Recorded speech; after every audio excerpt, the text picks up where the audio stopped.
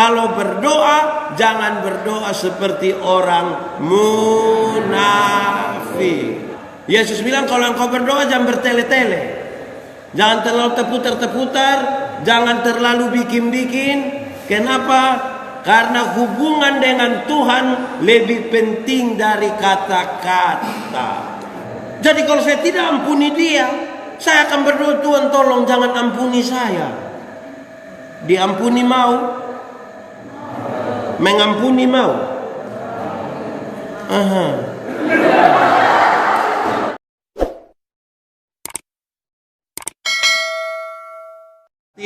Saya percaya bahwa tidak ada yang kebetulan di dalam nama Tuhan Yesus. Amin. Oh, baik, karena itu saudara-saudara, mari kita siap hati kita beribadah kepada Tuhan malam hari ini, sekaligus persiapan kita untuk ibadah besok. Kita angkat hati kita, bila kulihat bintang gemerlapan.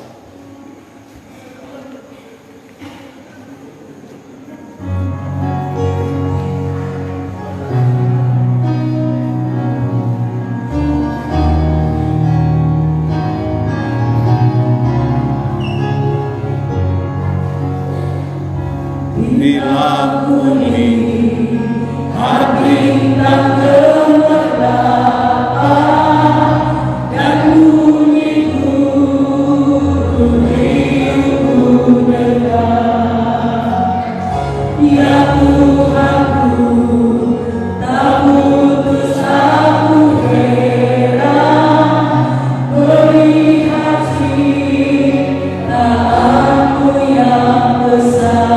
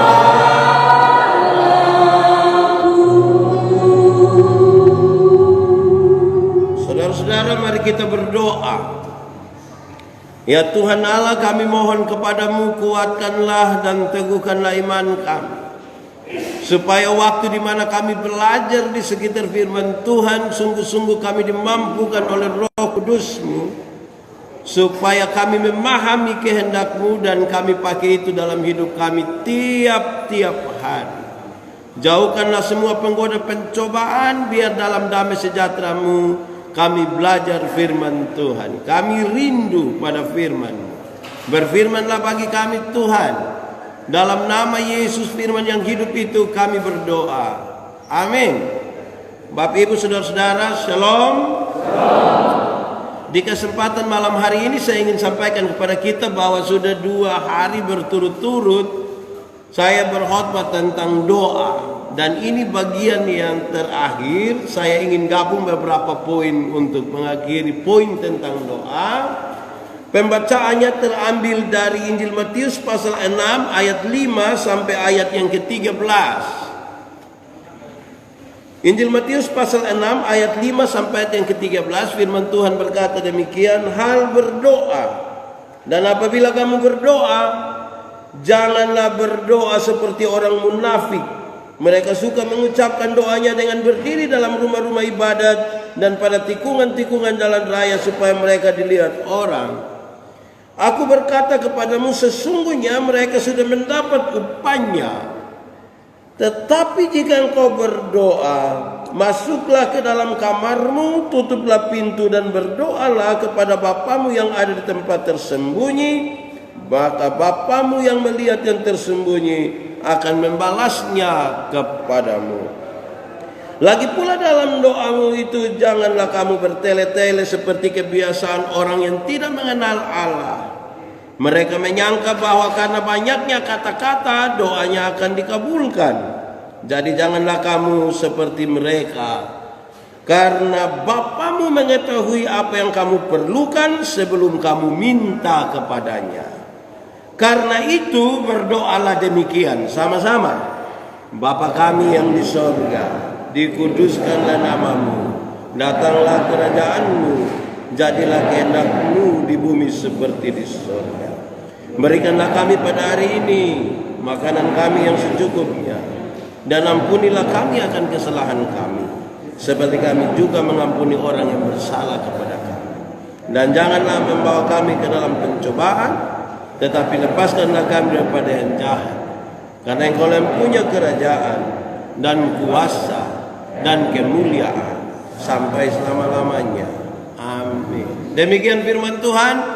Berbahagia setiap orang yang mendengar firman, memelihara dan melakukan dalam hidup setiap hari. Shalom. Sekali lagi shalom.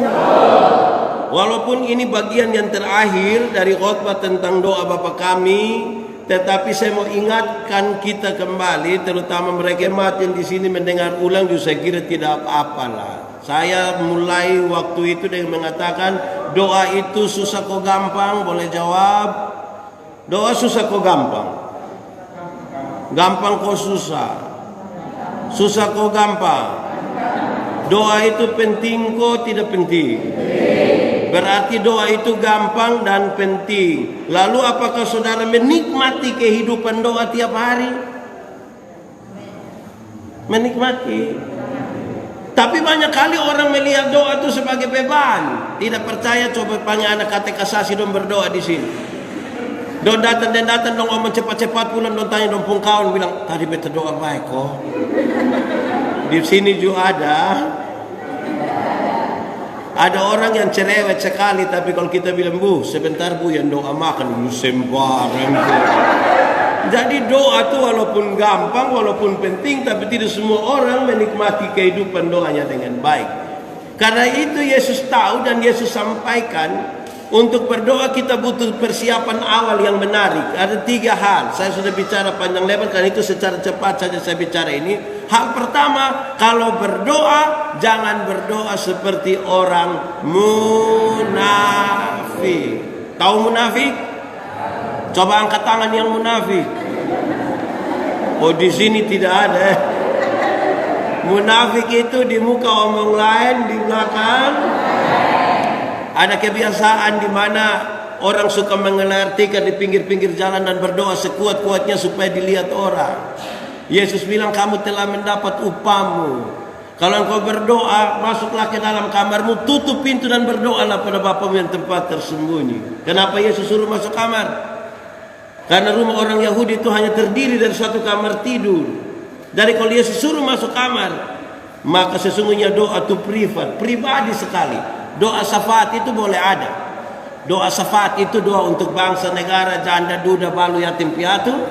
Tapi doa syafaat hanya boleh didoakan oleh orang-orang yang hubungan pribadinya dengan Tuhan di dalam kamar tidurnya sudah beres. Kalau itu tidak ada dan kita mau tampil doa kasih orang, itu yang disebut nama munafik. Kedua, Yesus bilang kalau engkau berdoa jangan bertele-tele.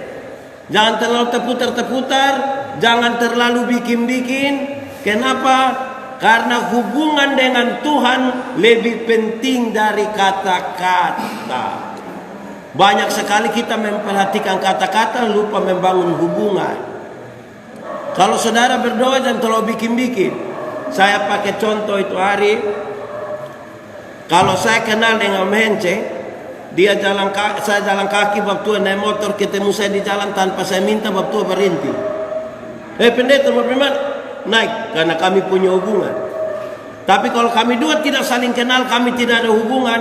Saya jalan kaki, bab tua naik motor, ketemu saya di jalan, bab tua berhenti, bab tua bilang ojek om. Jadi hubungan lebih penting dari kata-kata. Toh? Saya kenal saya istri kok tidak? Karena kenal itu, maka kalau saya mau minta teh di saya istri, bahasanya ringan. Ma, bikin teh dong, ma. Gelas kecil, saya jangan terlalu banyak gula. Saya takut sakit gula. Karena hanya ngomong begitu. Tidak mungkin saya bilang di saya istri mau minta teh, saya bilang, Mama, buatlah segelas teh. Jangan terlalu banyak gula ya. Papa takut sakit gula. Pas habis mam tua tanya, lu sehat? Jadi hubungan lebih penting dari kata-kata. Yang ketiga, Tuhan Yesus bilang begini, kalau kamu berdoa, taruh duluan dalam pikiran dan perasaanmu bahwa Tuhan tahu, bukan Tuhan tidak. Tuhan tahu kok tidak? Lalu kenapa berdoa sama ke Tuhan tidak tahu? Nah, kalau ini tiga sudah bagus, sudah paham ini, baru Yesus mulai ajar sistematikanya. Pertama, saya surat 2 hari lalu. Pertama, 4 kalimat pertama kita omong sama-sama. 1, 2, 3. Bapa kami yang di surga, dikuduskanlah nama. Datanglah kerajaan. Jadilah kehendakmu di bumi seperti di surga. 4 kalimat yang pertama ini adalah credo, pengakuan iman. Doa dimulai dari sebuah pengakuan iman. Kalau saudara tidak mengaku Tuhan itu sebagai apa-apa, jangan berdoa. Taruh duluan apa yang kita akui tentang Tuhan. Dia pencipta langit bumi. Dia menghadirkan saya secara ajaib di tengah dunia. Dia berkorban bagi saya. Dia menyiapkan sorga bagi saya. Berdasarkan itu saya berdoa kepada dia. Kan itu doa bukan spekulasi, bukan coba-coba. Doa bukan sama kayak kita isi KP. Tahu KP? Tahu? Pernah isi? Itu coba-coba. Kena tiap minggu. Doa itu pas. Nah, dalam percaya itu kita diizinkan untuk memanggil dia Bapa. Dia Bapa itu bukankah dia melahirkan kita, tapi relasi Bapa anak yang kuat itu kita tahu dia Bapa yang tahu, mengerti kita pun kebutuhan segala macam. Dikuduskanlah namamu. Tuhan yang kepadanya kita sembah, yang kita berdoa itu Tuhan yang kudus. Jadi harus datang kepada dia, datang dalam kekudusan. Yang kudus itu tidak dapat bersatu dengan yang tidak kudus. Yang gelap tidak dapat bersatu dengan yang. Banyak orang ingin meminta pada Tuhan tapi tidak menjaga kekudusan. Banyak orang mau datang kepada Tuhan yang terang tapi dia tetap tinggal dalam kegelapan. Kalimat ketiga dan keempat bilang, datanglah kerajaanmu, jadilah kehendakmu di bumi seperti di surga. Saya mau tanya, surga lebih baik atau dunia lebih baik? Surga atau dunia? Yakin? Yakin saja atau yakin sekali? Kalau begitu siapa yang mau pergi sekarang?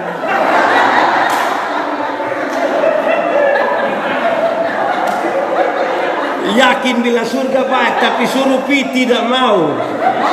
Ini yang betul. Mbak Pendeta, saya belum mau pi karena belum waktu Tuhan. Oke, belum waktu Tuhan. Walaupun saya belum pergi ke sana karena belum waktu Tuhan, tapi tanda-tanda kerajaan sorga harus sudah terjadi di dalam rumah saya. Amin. Tanda-tanda kerajaan sorga itu tidak ada di dalam rumah yang dia mama don tukang bamaki. Di sini ada ibu fam apa? Tanda-tanda kerajaan sorga tidak ada dalam rumah tangga di mana suami biasa pukul istri. Tidak. Kalau kita bicara kerajaan sorga itu kita bicara tentang pemerintahan Allah yang berlaku di dalam kita yang penuh dengan keadilan, kasih, keberpihakan, kedamaian, kasih yang meluap. Setelah kredo ini, baru Tuhan ajar kita meminta. Permintaan yang pertama, ini saya khotbah tadi malam. 1, 2, 3. Berikanlah kepada kami pada hari ini. Apa? Jadi minta yang paling pertama itu di hari ini, itu minta makanan. kebutuhan, bukan keinginan. Bahkan Tuhan tahu kita pun kebutuhan. Amin kok. Makan itu penting kok tidak? Betul. Lalu kenapa banyak ibu-ibu tidak mau makan malam?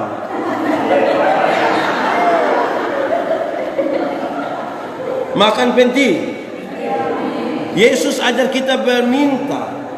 Mintalah kebutuhan hari ini, bukan kemarin, bukan besok, tapi banyak yang gelisah dengan hari kemarin, banyak yang gelisah dengan masa depan, sampai dia lupa bahwa dia hidup di. Kadang-kadang kita punya masa lalu yang buruk. Saya lihat ini banyak yang masa lalu buruk. Saya lihat tidak apa-apa. Masa lalu tidak bisa dirubah, tapi masa depan bisa kita rancang di dalam Allah. Jangan terlalu gelisah dengan masa lalu, karena masa lalu itu ya sudah selesai. Banyak yang gelisah dengan masa depan. Banyak ibu-ibu bilang saya begini, Bapak, kalau nanti saya sudah tidak ada, aku lu masih ada. Kenapa pusing dengan barang yang tidak ada? Begitu toh. Terus dia bilang begini, berikanlah kepada kami pada hari ini makanan kami yang secukupnya. Doa yang seperti ini di awal hari, pertengahan hari, atau akhir hari. Awal, tengah, atau akhir? Awal. Sebab kalau yang begini di tengah hari, maka dari awal sampai tengah dia makan apa?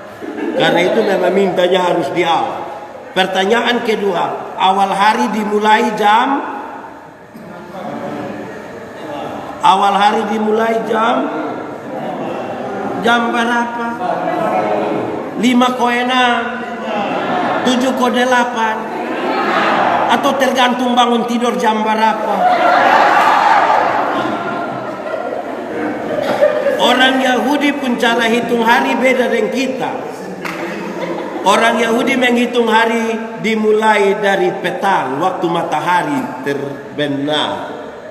Jadi kalau kita singkatkan in doa kira-kira begini, Tuhan berikanlah kepada kami makanan kami hari ini, karena habis ini saya semua tidur. Dia memberi pesan. Ada hal yang bisa kita kerjakan, tapi sisanya Tuhan yang kerjakan. Kita yang tanam, kita yang siram. Siapa yang memberi pertumbuhan? Ada 2 bahan refleksi. Yang pertama, bangsa Israel jalan 40 hari di padang gurun. Mereka makan roti yang cuma-cuma. Dorang pungut waktu dorang bangun tidur. Tuhan kerjakan pada waktu dorang sementara tidur. Mazmur 127 ayat 2. Ini refleksi kedua. Sia-sialah kamu yang bangun pagi-pagi dan duduk-duduk sampai jauh malam, dan makan roti yang kami peroleh dengan susah payah. Kenapa? Karena Tuhan memberikan kepada yang dicintainya pada waktu tidur. Pada waktu tidur. Jadi ingat, tolong kau tidur. Memang buka kios 24 jam juga baik, tapi tolong kau ingat, berkat Tuhan yang menjadikan kita kaya. Usahamu tidak menambah apa-apa, kata Firman. Amin. Oke. Sekarang saya pindah di bagian yang kedua. Lanjutan dari yang ini yang saya omongin, saya omong 3-4 hari yang lalu. Sekarang yang baru. Permintaan yang kedua. Mari kita sama-sama ucapkan 1, 2, 3. Dan ampunilah kami akan kesalahan kami, seperti kami mengampuni. Waktu Tuhan ajar kita minta kebutuhan hari ini, yang kedua dia ajar lagi. Dia bilang begini, minta pengampunan di hari kemarin. Mulai dari matahari terbit sampai matahari terbenam. Saya ada jengkel sapa, tak ceke dan sapa, tidak suka dan sapa bikin hati sakit saya. Tuhan tolong selesaikan karena saya mau tidur. Saudara tidak boleh tidur dan bawa masalah. Tidak boleh. Selesaikan dulu baru tidur. Karena itu Alkitab dengan baik sekali bilang begini, jangan bawa amarahmu sampai di sini ada orang yang kita tidak suka, bapak mantu. Ini matahari terbenam berulang-ulang ini. Ini kalimat menarik karena diajarkan oleh ibu-ibu orang Yahudi kepada anak-anaknya waktu mau tidur dong sambil kuku-kuku di sini begini. Ke dalam tanganmu kuserahkan nyawaku. Ini doa yang kemudian diucapkan oleh Yesus di kayu salib. Saudara tidak boleh tidur dan bawa masalah. Di sini ada yang tidak bisa tidur malam. Di sini ada yang biasa kasih bilang, Bapak, saya biasa tidur jam 2 Bapak. Sadar jam 3:30 ada. Itu ada masalah itu. Saudara, jangan bawa. Berabad-abad lamanya ibu-ibu orang Yahudi bilang, ke dalam tanganmu kuserahkan nyawa. Dalam tanganmu kuserahkan nyawaku. Karena jangan sampai matahari terbit kita tidak. Karena itu selesaikan dulu baru mati. Jangan mati bawa masalah. Jadi kita ini kadang-kadang ada lihat orang mati, kita datang kita bilang begini, aduh bab tua mati pu enak. Enak apa? Ada bakalai deh istri, suami, anak, bab mantu, mamantu berbilang mati enak. Selesaikan dulu baru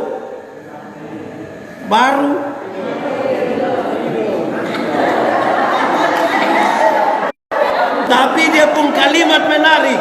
Dia pun kalimat bilang begini, ampunilah saya sama seperti saya mengampuni. Pakai kalimat yang lebih ringan dia bilang begini, ampunilah saya seimbang dengan saya mengampuni dia. Jadi kalau saya ampuni dia 2 kali, saya mendapat hak diampuni berapa kali? Jadi kalau saya tidak ampuni dia, saya akan berdoa, Tuhan tolong jangan ampuni saya. Diampuni mau? Mengampuni mau?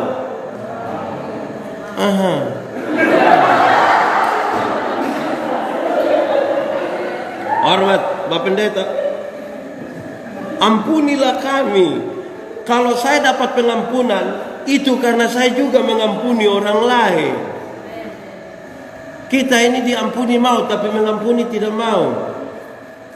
Pengampunan dan pendamaian itu jalan sama-sama. Ada orang mau mengampuni tapi tidak mau berdamai. Ada yang mau berdamai tapi tidak mau mengampuni. Yang mengampuni tapi tidak mau berdamai itu dia selalu bilang begini, untuk ampuni betso ampuni. Untuk ampuni betso ampuni. Kau mau marah bikin apa? Dia mau datang juga datang, rumah ada. Mau ketemu dia biar sabia.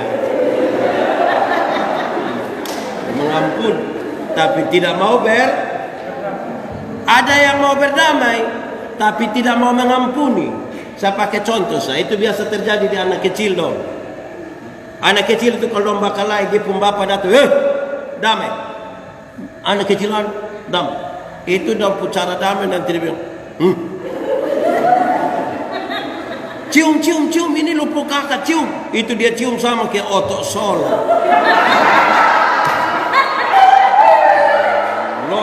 Itu dia cium ya.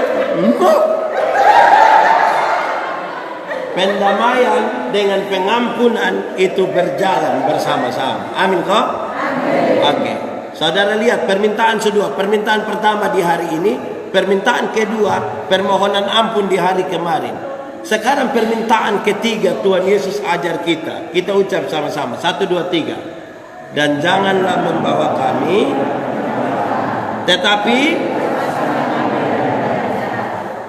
setelah minta makan hari ini, minta pengampunan dosa hari kemarin, Tuhan ajar kita lagi berdoa, minta penyertaan Tuhan ke masa depan, ke hari besok. Tuhan, saya tidur, tolong jangan bawa saya dalam pencobaan. Tolong supaya saya jangan bawa saya pundiri ke dalam itu pencobaan, tolong saya. Dosa itu tidak terjadi serta-merta. Dosa itu terjadi di sini dan di sini berulang-ulang. Yang mau tidur kau belum bisa tutup mata, kau kita lihat-lihat. Saya ada ide. Dosa dimulai dari itu. Karena itu kita bilang, Tuhan, tolong ini saya mau tidur ini. Jangan bangun. Saya ingat sepupu bapak itu bilang begini, anak, jangan keluar malam. Saya bilang, kok kenapa? Bab tua bilang, karena setan suka daun muda. Saya bilang, apa?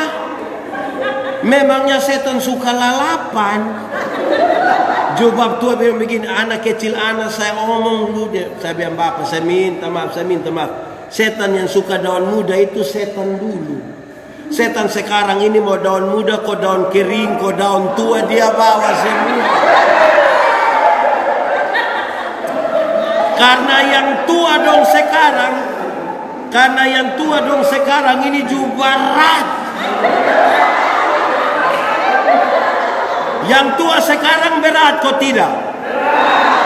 Anda mengatakannya. Karena itu berdoa, jangan bawa kami ke dalam Tuhan, jangan bawa saya dalam pencobaan. Kawan nona don di kantor itu pun gagal. Bukan kemam tua di rumah, kok kita pulang di rambut dong berdiri begini. Tuhan, jangan bawa kami ke dalam pencobaan, karena roh memang penurut, tapi coba angkat tangan yang dia pun daging semulai lemah. Ya, kira-kira begitu. Setelah 3 hal itu, saudara, Yesus ajar untuk mengakhiri doa ini. Sama-sama kita ucapkan, karena Engkau yang punya kerajaan dan kuasa dan kemuliaan sampai selama-lamanya. Amin. 4 kalimat yang terakhir itu sepintas seperti sebuah kredo, pengakuan iman, tapi sesungguhnya ini sebuah ungkapan syukur. Engkau yang saya sapa Bapa itu telah memberi makan buat saya hari ini, telah mengampuni saya di hari kemarin, dan berjanji menyertai saya pada perjalanan masa depan. Karena itu saya mengucap syukur kepada Tuhan. Doa yang Tuhan Yesus ajar dimulai dari pengakuan iman, diakhiri dengan ungkapan syukur. Hampir-hampir saudara lihat, kredo, pengakuan, permintaan kebutuhan hari ini, pengampunan dosa hari kemarin, janji penyertaan ke masa depan, syukur. Tidak ada ruang untuk mengeluh. Ada masalah, tapi tidak ada ruang untuk mengeluh. Karena kita tahu yang kita sapa sebagai Bapa itu, Dia telah menjamin kita pun kehidupan. Amin kok. Pulang na tidur usahakan bangun jam 9 supaya datang gereja habis. Ya saudara-saudara, Tuhan Yesus luar biasa ajar kita berdoa. Saya berharap kita semua yang ada di sini maupun semua jemaat yang mengikuti siaran ini di Facebook, Tuhan kita yang dahsyat itu telah mengajar sesuatu yang baik bagi kita. Kita ikuti tapi 3 persiapan awal itu tolong tidak boleh munafik. Di sini ada yang munafik. Cok tunjuk. Jangan begitu. Kita atur itu persiapan bagus, berbahasa kepada Tuhan dengan seadanya karena kita punya relasi yang kuat. Sekaligus juga tambah lagi satu, yaitu kita taruh bahwa Tuhan sudah tahu, baru kita ambil dia dalam 5 hal ini. Betapa luar biasa. Kita sudah kerja hari ini, kita berdoa Tuhan memberkati kita, tapi kita percaya bahwa selalu ada berkat Tuhan, selalu baru tiap-tiap hari dalam hidup kita. Amin kok? Saudara punya masalah kok? Tidak usah omong, saya lihat yang ini muka masalah semua. Karena itu ya kepada Tuhan lah kita meminta toh. Tuhan memberkati kita. Amin. Kita siap satu lagu. El Shaddai. Tak usah kau takut, Allah menjaga.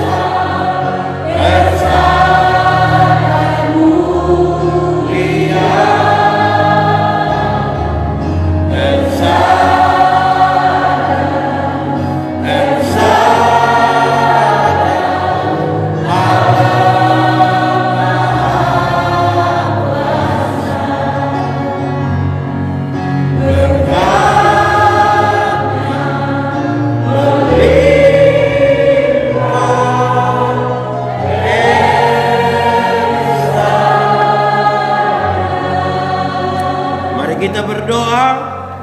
Tuhan Allah kami, Bapa pengasih dan penyayang, terima kasih untuk kesempatan kami belajar firman bersama. Kami selesai gladi hari ini, kami pulang, Tuhan menyertai kami istirahat dengan baik. Besok kami menjalankan semuanya dengan sukacita karena Tuhan. Terima kasih banyak untuk kerja hari ini, Tuhan memberkati semuanya. Yang tidak berkenan Engkau mengampuni kami. Terpujilah namamu, di dalam nama Yesus kami berdoa. Amin. Baik Bapak Ibu Saudara-saudara, shalom. Terima kasih untuk kesempatan bersama ini. Saya sampaikan buat kita, jangan sia-siakan waktu yang ada. Tetaplah berdoa, mengucap syukurlah dalam segala sesuatu, karena itu yang dikehendaki Kristus bagi kita. Dalam konteks seroja yang terjadi beberapa waktu yang lalu, saya tetap mengajak kita semua, baik yang ada di sini, baik yang mengikuti ibadah ini di Facebook, saya dorong kita semua untuk terus kita menjadi berkat. Kita bisa bagi dia dalam tahapan-tahapan. Ada tahap pertama, itu tahap kita pertolongan pertama, rescue-nya. Itu yang kita kumpul beras, ada supermi kita antar. Tapi ini mau sampai berapa lama? Ada yang kedua, itu adalah tahap di mana kita rehabilitasi. Dompu rumah rusak, dompu kebun rusak, kita bantu mereka. Yang ketiga itu tahap rekonstruksi. Mereka harus kembali memulai hidup mereka seperti sebelum ada badai itu, supaya tidak bergantung kepada siapa-siapa. Saya ajak kita semua, yang di sini, yang ada di rumah, dimanapun, kita sama-sama menjadi berkat. Bukan karena kita terlalu kaya. Saya lihat saudara susah kaya. Kita sudah diberkati, karena itu kita menjadi berkat bagi orang lain. Amin. Tuhan memberkati kita. Shalom. Shalom buat kita semua.